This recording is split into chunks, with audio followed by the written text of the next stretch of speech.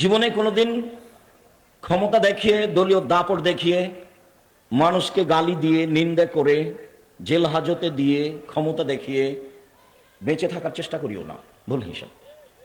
ওস্তাদজি, আপনার নামে অনেকে বলেন আর জামিয়া সালাফিয়া মাদ্রাসার জন্য জোর করে জমি দখল করানো হয়। কিনা জমি তো যে জমি বিক্রি করেছে তার ছেলে আবার সেই জমি বিক্রি করতে চাচ্ছে, তো সেটা কেমন করে হবে? যে জমি বিক্রি করেছে তার ছেলে আবার সেই জমি বিক্রি করতে চাচ্ছে, তো সেটা কেমন করে হবে?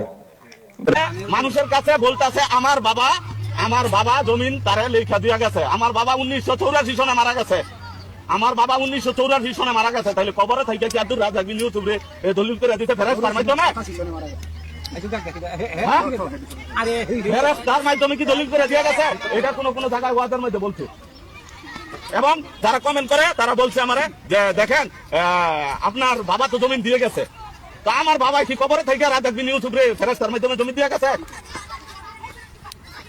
এইসব কেন করছে? মসজিদ বানাইবো, এটা আল্লাহর ঘর, আল্লাহর ঘর। মানুষে কি করবো? শুধু আল্লাহর ঘরে সেজদা করবো, শুধু সেজদা করো, এটার ঘর হইবো আল্লাহর ঘর। আল্লাহর ঘরের মধ্যে যদি এই অপকর্ম করে ঘর করে, তো ওইটার মধ্যে সেজদা করবো মানুষে। আমি ওয়াকফা দিলাম, আমার পুরো সম্পদের লেগেছে। এই যে এতগুলি সে করছে, কেন করলো? আমারে কেন লাঞ্ছতি করলো? আমারে কেন সন্ত্রাসী দিয়ে মারাইলো?